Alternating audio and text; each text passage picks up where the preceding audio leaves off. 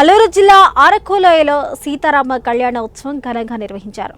పప్పుడు వలస, కొత్త వలస, పానిరంగని ఆలయాల్లో తెల్లవారుజాము నుంచే భక్తులతో కిటకిటలాడాయి. సీతారామ కళ్యాణం అనంతరం అన్న సమారాధన కార్యక్రమాన్ని నిర్వహించారు.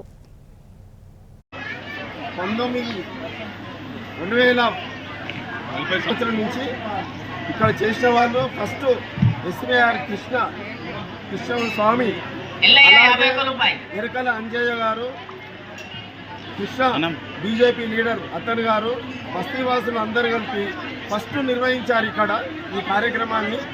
అప్పటి నుంచి ఇప్పటి వరకు తంతలుగా మేము చేసుకుంటూ వస్తున్నాము.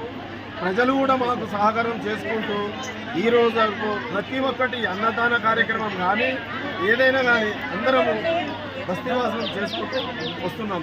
రామనవమి శుభాకాంక్షలు. ముఖ్యంగా శ్రీ పార్వతీ రాజరాజేశ్వరి దేవస్థానం తరపు నుంచి అంగరంగ వైభవంగా ప్రతి ఏడు ఆ జగన్మాత జగత్పిత అయినటువంటి సీతారాముల వారి కళ్యాణాన్ని బస్తీవాసుల సహకార్యంతో అంగరంగ వైభవంగా నిర్వహిస్తూ ఉన్నాం. అలాగే భగవంతుని కృపతో అన్నదాన కార్యక్రమాన్ని భక్తులకు అందించడం జరుగుతూ ఉన్నది.